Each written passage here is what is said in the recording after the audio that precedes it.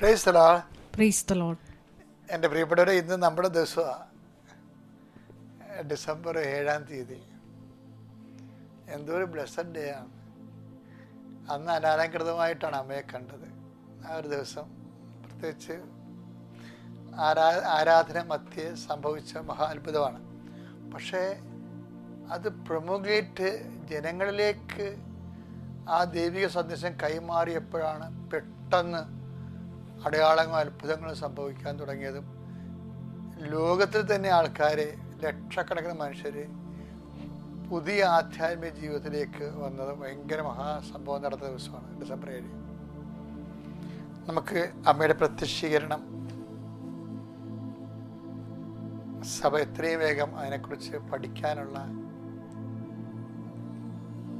തീരുമാനം ഉണ്ടാകാൻ വേണ്ടി പ്രാർത്ഥിച്ചുകൊണ്ട് ഏറ്റു പ്രാർത്ഥിക്കുക. അമ്മേ പരിശുദ്ധ അമ്മേ, അമ്മേ പരിശുദ്ധ അമ്മേ, ദൈവമാതാവേ, അന്ന് അങ്ങ് കൃപാസനത്തിൽ പ്രത്യക്ഷപ്പെട്ട് വരാൻ പോകുന്ന മഹാദുരന്തത്തിൽ നിന്ന് രക്ഷപ്പെടാനും എല്ലാവർക്കും വേണ്ടി പ്രാർത്ഥിക്കുവാനും ആവശ്യപ്പെട്ടിട്ട് 20 വർഷം തികയുന്ന ഈ വേളയിൽ കൃപാസനത്തിലൂടെ ഞങ്ങൾക്കും ഈ ദേശത്തിനും അങ്ങ് മധ്യസ്ഥം തേടി തന്ന എല്ലാ അനുഗ്രഹങ്ങൾക്കും കൃപകൾക്കും ഞങ്ങളിപ്പോൾ ഹൃദയം നിറഞ്ഞ നന്ദി പറയുന്നു. അമ്മേ പരിശുദ്ധ അമ്മേ, അമ്മേ പരിശുദ്ധ അമ്മേ, ജപമാല മാതാവേ, സകല കൃപാസനം പ്രാർത്ഥനകളോടും ചേർത്ത് ഞങ്ങളിപ്പോൾ പ്രാർത്ഥിക്കുന്ന ഈ കുടുംബത്തിന്റെ പ്രത്യേക നിയോഗം. മക്കളെ, ഇന്ന് പ്രത്യക്ഷ ദിവസമാണ്.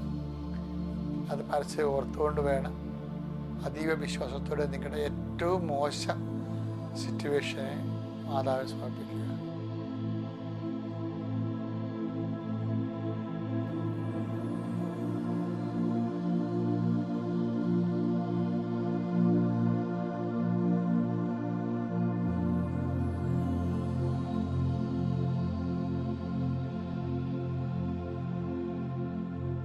അമ്മയുടെ പ്രത്യക്ഷീകരണത്തിന്റെ ഈ ദ്വാദശക വേളയിൽ ഞങ്ങൾക്ക് സാധിച്ചു തരുവാൻ കനിയണമേ. വിശ്വാസ പ്രമാണം. സർവശക്തനായ പിതാവും ആകാശത്തിന്റെയും ഭൂമിയുടെയും സൃഷ്ടാവുമായ ദൈവത്തിൽ ഞാൻ വിശ്വസിക്കുന്നു. അവിടുത്തെ ഏകപുത്രനും ഞങ്ങളുടെ കർത്താവുമായ ഈശോ മിശിഹായിലും ഞാൻ വിശ്വസിക്കുന്നു. ഈ പുത്രൻ പരിശുദ്ധാത്മാവിനാൽ ഗർഭസ്ഥനായി കന്യകാ മറിയത്തിൽ നിന്ന് പിറന്ന് പൊന്തിയോസ് പീലാത്തോസിന്റെ കാലത്ത് പീഡകൾ സഹിച്ച് കുരിശിൽ തറയ്ക്കപ്പെട്ട് മരിച്ച് അടക്കപ്പെട്ട് പാതാളങ്ങളിൽ ഇറങ്ങി മരിച്ചവരുടെ ഇടയിൽ നിന്ന് 3-ാം നാൾ ഉയർത്ത് സ്വർഗത്തിലേക്ക് എഴുന്നള്ളി സർവശക്തിയുള്ള പിതാവായ ദൈവത്തിന്റെ വലതുഭാഗത്തിരിക്കുന്നു. അവിടെ നിന്ന് ജീവിക്കുന്നവരെയും മരിച്ചവരെയും വിധിക്കുവാൻ വരുമെന്നും ഞാൻ വിശ്വസിക്കുന്നു. പരിശുദ്ധാത്മാവിലും ഞാൻ വിശ്വസിക്കുന്നു. വിശുദ്ധ കത്തോലിക്കാ സഭയിലും പുണ്യവാന്മാരുടെ ഐക്യത്തിലും പാപങ്ങളുടെ മോചനത്തിലും ശരീരത്തിന്റെ ഉയർപ്പിലും നിത്യമായ ജീവിതത്തിലും ഞാൻ വിശ്വസിക്കുന്നു. ആമേൻ. സ്വർഗ്ഗസ്ഥനായ ഞങ്ങളുടെ പിതാവേ, അങ്ങയുടെ നാമം പൂജിതമാകണമേ. അങ്ങയുടെ രാജ്യം വരണമേ. അങ്ങയുടെ തിരുമനസ് സ്വർഗത്തിലെ പോലെ ഭൂമിയിലും ആകണമേ. അന്നു വേണ്ടുന്ന ആഹാരം ഇന്ന് ഞങ്ങൾക്ക് തരണമേ. ഞങ്ങളോട് തെറ്റ് ചെയ്യുന്നവരോട് ഞങ്ങൾ ക്ഷമിക്കുന്നത് പോലെ ഞങ്ങളുടെ തെറ്റുകൾ ഞങ്ങളോടും ക്ഷമിക്കണമേ. ഞങ്ങളെ പ്രലോഭനത്തിൽ ഉൾപ്പെടുത്തരുതേ, തിന്മയിൽ ഞങ്ങൾ രക്ഷിക്കണമേ. ആമേൻ. നന്മ നിറഞ്ഞ മറിയമേ, സ്വസ്തി, കർത്താവ് അങ്ങയുടെ കൂടെ സ്ത്രീകളിൽ അങ്ങ് അനുഗ്രഹിക്കപ്പെട്ടവളാകുന്നു. അങ്ങയുടെ ഉദരത്തിൻ ഫലമായി ഈശോ അനുഗ്രഹിക്കപ്പെട്ടവനാകുന്നു. പരിശുദ്ധ മറിയമേ, തമ്പുരാന്റെ അമ്മേ, പാപികളായ ഞങ്ങൾക്ക് വേണ്ടി ഇപ്പോഴും ഞങ്ങളുടെ മരണസമയത്തും തമ്പുരാനോട് അപേക്ഷിക്കണമേ. ആമേൻ. എൻ്റെ പ്രിയപ്പെട്ടവർ, ഇന്ന് നമ്മൾ അമ്മയുടെ പ്രത്യക്ഷീകരണം അടിസ്ഥാനപ്പെടുത്തിക്കൊണ്ട് ഞാൻ എപ്പോഴും പ്രാർത്ഥിക്കുമ്പോൾ ശ്രദ്ധിക്കേണ്ട വിഷയം തന്നെ ഞാൻ പറയണത് 3-4 ആധാരങ്ങളുണ്ട്. കൃപാസന പ്രാർത്ഥനയ്ക്ക് 3-4 ആധാരങ്ങൾ. അതിൽ ഒരു ആധാരം എന്ന് പറയുന്നത് കർത്താവേ, നിൻ്റെ ഉന്നതമായ നാമത്തെ സ്വന്തം ചെയ്യുന്ന 38 വർഷത്തെ പൗരോഹിത്യം. അതെന്താ പറയാൻ കാര്യം വെച്ച് കഴിഞ്ഞാൽ, എൻ്റെ പൗരോഹിത്യത്തെക്കുറിച്ച് എനിക്ക് ഭയങ്കരമായ ഒരു ആത്മവിശ്വാസമാണുള്ളത്. ഞാൻ മിക്കവാറും തന്നെ കർത്താവ് തന്നെ ഉടുപ്പ് അങ്ങനെ മാറ്റാറില്ല. ചില സമയത്ത് സാഹിത്യ അക്കാദമിയൊക്കെ പഠിക്കാൻ പോയ സമയത്ത് കുറച്ച് വ്യത്യാസം വന്നതേ ഉള്ളൂ. പക്ഷെ എന്നാലും ഞാൻ പരമാവധി എപ്പോഴും സർവീസ് ടൈമാണ്. അല്ലാതെ എല്ലാ സമയവും ജനങ്ങളെപ്പോഴും കൂടെ ഉണ്ടാവും. അവിടെ എപ്പോഴും സർവീസ് ടൈമാണ്, ശുശ്രൂഷ സമയമാണ്.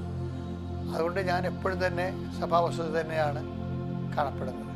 അതിൻ്റെ ഒരു പ്രധാന കാര്യം ഒന്നാമത് എനിക്ക് പൗരോഹിത്യത്തോടുള്ള ഇഷ്ടമാണ്. കാര്യം പൗരോഹിത്യം, ഞാൻ 4 വയസ്സിലാണ് ഞങ്ങളുടെ വീട്ടിൽ അപ്പൻ്റെ കൂടെ കുടുംബ പ്രാർത്ഥന കഴിഞ്ഞിട്ട് അപ്പൻ്റെ ഈ കയ്യിൽ കൊച്ചു ചെറുവിരൽ കൊണ്ട് അപ്പനിങ്ങനെ അമ്മ ഭക്ഷണം പാകം ചെയ്യണ ആ സമയത്ത് വീട്ടിൻ്റെ അരികിൽ കൂടി അങ്ങോട്ടും ഇങ്ങോട്ടും നടക്കും. ഓരോ കഥയൊക്കെ പറഞ്ഞ് ഞാൻ ബഹളമുണ്ടാകും. അന്നാണ് ഞാൻ ഇരുട്ടത്ത് കർത്താവിനെ കണ്ടത്. അപ്പോൾ എനിക്ക് 4 വയസ്സേ ഉള്ളൂ. അത് കർത്താവാണെന്ന് എനിക്ക് മനസ്സിലായത് അമ്മയുടെ അമ്മയുടെ വണക്കമാസ പുസ്തകത്തിൽ ഈ രൂപം ഇരിപ്പുണ്ട്. അപ്പോൾ ഞാനിങ്ങനെ നോക്കി അപ്പനോട് പറയാം, അപ്പം അതേ ഈശോ ഈശോ എന്ന് പറയും. അപ്പനത് ശ്രദ്ധിച്ചില്ല. അപ്പോഴേ അന്ന് മുതലാണ് ഈ വളരുമ്പോൾ അതിൻ്റെ ഒപ്പമാണ് ക്രിസ്തു ഈശോയുടെ ബന്ധം വളരുന്നത്. ഒരു വിശ്വാസിയായിരിക്കും വെച്ചിട്ട് സൂപ്പർ പരിപാടിയാണ്. എന്ന് വെച്ച് കഴിഞ്ഞാൽ അവൻ ഇഹത്തിലും പരത്തിലും ഭയങ്കര ഹെൽത്തി ആയിരിക്കും. അതുകൊണ്ട് തന്നെ ഞാൻ ഇപ്പം എന്ത് പറയണമെന്ന് വെച്ച് കഴിഞ്ഞാൽ ഈ പ്രാർത്ഥനകൾക്കെല്ലാം ഈ പൗരോഹിത്യത്തിന് 38ാമത്തെ വർഷമുണ്ട്. ശരിക്കും പറഞ്ഞാൽ 39 വർഷമായി ഞാൻ അച്ഛനായിട്ട്. പക്ഷെ എന്തോ എപ്പോഴും മനസ്സ് 38 എന്നാണ് വരണത്. അതെന്താ വെച്ചാൽ ആക്റ്റീവ് ശുശ്രൂഷയിലേക്ക് കടന്ന കാലമായിരിക്കും. എന്താ ഞാൻ അറിയത്തില്ല. 38 എന്നാണ് എപ്പോഴും മനസ്സിൽ വരണത്. അപ്പം അതിനുശേഷം പിന്നെ പറയണത് കൃപാസ്ഥാനത്താറെ പരിശുദ്ധ അമ്മയുടെ പ്രത്യക്ഷീകരണത്തിൻ്റെ അടിസ്ഥാനത്തിൽ. അതാണ് ഭയങ്കരമായ ഒരു വിഷയം. എന്ന് വെച്ച് കഴിഞ്ഞാൽ കൃപാസനത്തിലെ മുഴുവനും അത്ഭുതങ്ങൾ എവിടെ നടക്കുന്നത്? പ്രത്യക്ഷീകരണത്തിൻ്റെ അടിസ്ഥാനത്തിലാണ് നടക്കുന്നത്.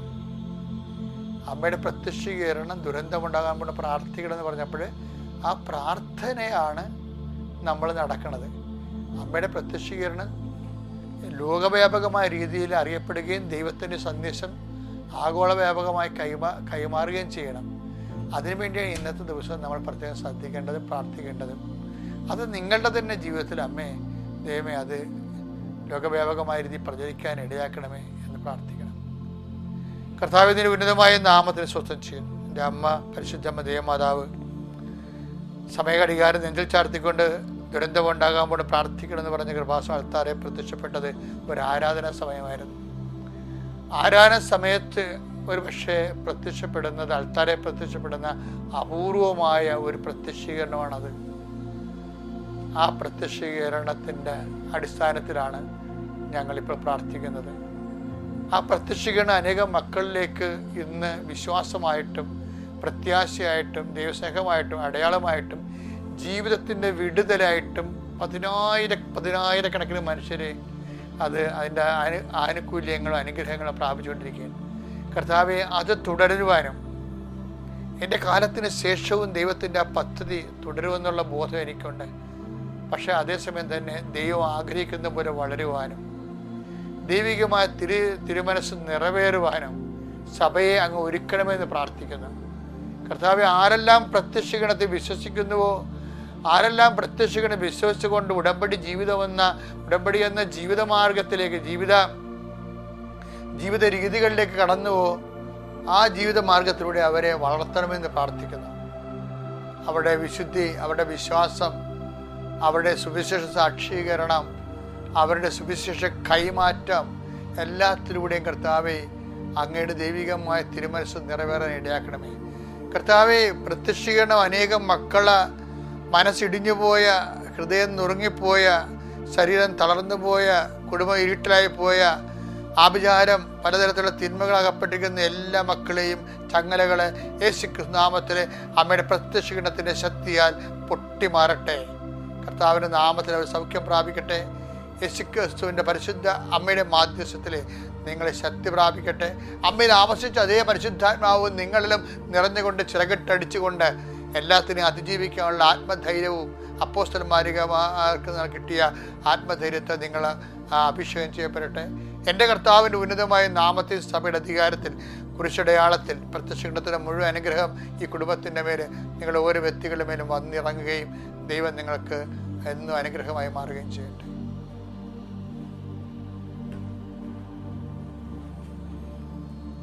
മക്കളെ, നമ്മൾ ഇന്ന് അമ്മയുടെ ചിറകുകളെക്കുറിച്ച് ഞാനൊരിക്കലേ 2016 തോന്നുന്നു ഈ ഉടമ്പടി തുടങ്ങിയ ഒരു ടൈമിൽ ഞാൻ വേറൊരു പള്ളിയിൽ ഇരിക്കുകയായിരുന്നു. സെൻറ്റ് ജോസഫ് ചർച്ച് കലവൂർ തന്നെയാണ്. പെട്ടെന്ന് രാത്രി ഒരു സ്വപ്നം കണ്ടു. പരിശുദ്ധ അമ്മ 2 ചിറകുകളോടുകൂടി പറന്ന് അൾത്താരെ വന്ന് നിൽക്കുന്നു. അപ്പോൾ ഞാനപ്പോൾ തന്നെ നമ്മുടെ മീഡിയയിലെ സെക്രട്ടറി ജോമോള് പറഞ്ഞ് ഇങ്ങനെ ഒരു സ്വപ്നം ഉണ്ടായിരുന്നു പറഞ്ഞു. അപ്പോൾ അവരോട് ഞാൻ വെളിപാടിൻ്റെ പുസ്തകം എടുത്തിട്ട് എന്നോട് പറഞ്ഞ വെളിപാടിൻ്റെ പുസ്തകത്തിൽ ഇങ്ങനെ ഒരു റെഫറൻസ് ഉണ്ടെന്ന് പറഞ്ഞു.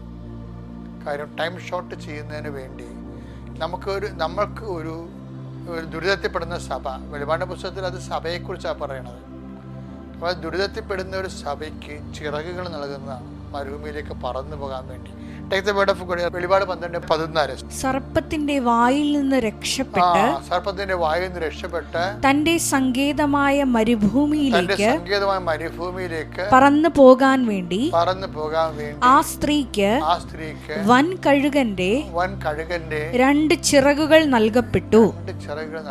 സമയവും സമയങ്ങളും സമയത്തിന്റെ പകുതിയും അവൾ അവിടെ സംരക്ഷിക്കപ്പെടേണ്ടിയിരുന്നു. അതെന്താ സംഭവിച്ചു കഴിഞ്ഞാലേ, ജെറൂം ബിബ്ലിക്കൽ കമൻട്രിയിൽ ഈ വെളിപാടിൻ്റെ പുസ്തകം 12-ാം അധ്യായത്തിൽ പറയുന്ന വിഷയത്തിൽ ജെറൂം ബിബ്ലിക്കൽ കമൻട്രിയല്ലേ സഭയുടെ ഔദ്യോഗികമായ ഒരു വ്യാഖ്യാന പുസ്തകമായിട്ട് റെഫറൻസ് ഉള്ളത്. അവിടെ പക്ഷേ സഭയെന്നല്ല, സഭയെന്ന് പറയുന്നുണ്ടെങ്കിലും പരിശുദ്ധ അമ്മയെന്ന് പറയുന്നത്. അപ്പം ജെറൂം ബിബ്ലിക്കൽ കമൻട്രിയിൽ ഈ ചിറക് ധരിച്ച ആള് പരിശുദ്ധ അമ്മയായിട്ടാണ്. അമ്മയും അതുപോലെ സഭയെക്കുറിച്ചും ജെറൂം കമൻട്രി പറയുന്നുണ്ട്. രണ്ടിനെ കുറിച്ചും പറയുന്നുണ്ട്. പക്ഷെ പലപ്പോഴും നമുക്ക് മനസ്സിലാക്കിയിരിക്കുന്നത് ഈ സമയത്തിൻ്റെ ഈ കൃപാസനത്തിൽ സമയഘടികാരം നിലനിർത്തി അമ്മ പ്രത്യക്ഷപ്പെട്ടത്. അപ്പോൾ അതുകൊണ്ട് തന്നെയാണ് ആൾക്കാർ സമയത്തിൻ്റെ അധികാരി, സഞ്ചാരി മാതാവ് എന്നൊക്കെ. മാതാവ് സഞ്ചാരി മാതാവാണ്, ലോകം മുഴുവൻ പ്രത്യക്ഷപ്പെടുന്ന അമ്മയാണ്. സഭയ്ക്ക് വരുന്ന ഓരോ വിഷമങ്ങളിലും അമ്മയുടെ സാന്നിധ്യം ഉണ്ടാകും. അത് ചിറക് പോലെ തന്നെ ധരിച്ച് പറന്നിറങ്ങണ കാണാം. ഫാത്തിമയിലായാലും ലൂർദിലായാലും എവിടെയായാലും വേളാങ്കണ്ണിയിലായാലും കൃപാസനത്തിലായാലും അമ്മയുടെ സാന്നിധ്യം. അപ്പോൾ അവിടെ ഭയങ്കരമായ ഒരു ദൈവിക പദ്ധതിയാണ് അമ്മയുടെ പ്രത്യക്ഷീകരണം എന്ന് പറയുന്നത്. അപ്പം അതുകൊണ്ട് തന്നെ പിന്നെ സമയമായില്ല എന്ന് ഈശോ പറയുമ്പോൾ ആകാത്ത സമയം ആക്കിയെടുക്കാൻ വേണ്ടിയാണ് അമ്മ പറയണത്. അവൻ പറയണ പോലെ ചെയ്യാൻ പറയും. അപ്പം ദൈവത്തിൻ്റെ വചനമനുസരിച്ച് ജീവിക്കുമ്പോൾ ദൈവം ആ വിഷയത്തിൽ ഇടപെടും, സമയത്തിന് മുമ്പേ ഇടപെടും. അതാണ് ടൈം ഷോർട്ടനിങ് എന്ന് പറയണത്. അപ്പോൾ ഇത് നമ്മളൊരു സർപ്പത്തിൻ്റെ വായിൽ കടം, രോഗം, അപകടം, ആധ്യാത്മിക തകർച്ച, വിശ്വാസ തകർച്ച, ഇതെല്ലാം സർപ്പമാണ്. ഈ സർപ്പം പുരാതന സർപ്പമാണെന്നാണ് വെളിപാടിൻ്റെ പുസ്തകത്തിൽ പറയുന്നത്. മനുഷ്യനെ അലട്ടുന്ന, അവനെ തകർക്കുന്ന എല്ലാ ശക്തികളെയും സർപ്പമെന്നാണ് ബൈബിൾ വിളിക്കുന്നത്. എല്ലാ തിന്മകളുടെയും ഒരു പ്രതീകമായി സർപ്പം. ഒരു തിന്മകൾ അങ്ങനെ വന്നു കഴിഞ്ഞാൽ എന്ത് ചെയ്യണം? മാതാവിന് അഭയം പ്രാപിക്കണം. മരിയൻ മധ്യസ്ഥയിൽ നമുക്കും ചിറകുകൾ ലഭിക്കപ്പെടും. അങ്ങനെ നമ്മൾ സംരക്ഷിക്കപ്പെടും. ഉടമ്പടിയുടെ ലക്ഷ്യം അതാണ്, ചിറകുകൾ ലഭിക്കുക. മരിയൻ ചിറകുകളാണ്. അവൻ പറയുന്ന പോലെ ചെയ്തുകൊണ്ട് ദൈവത്തിൻ്റെ വചനമനുസരിച്ച് ജീവിതം പുനഃക്രമീകരിച്ചുകൊണ്ട് തിന്മകളിൽ നിന്ന് ഓടി അകന്ന് ദൈവത്തിൻ്റെ സംരക്ഷണത്തിലേക്ക് എത്തിച്ചേരുക. അതിനാണ് ഉടമ്പടി. അങ്ങനെ ജീവിക്കാൻ കർത്താവ് നിങ്ങളെ സഹായിക്കട്ടെ. ഉടമ്പടി നിങ്ങളുടെ ജീവിതകാലം തുടരുക. Praise the Lord.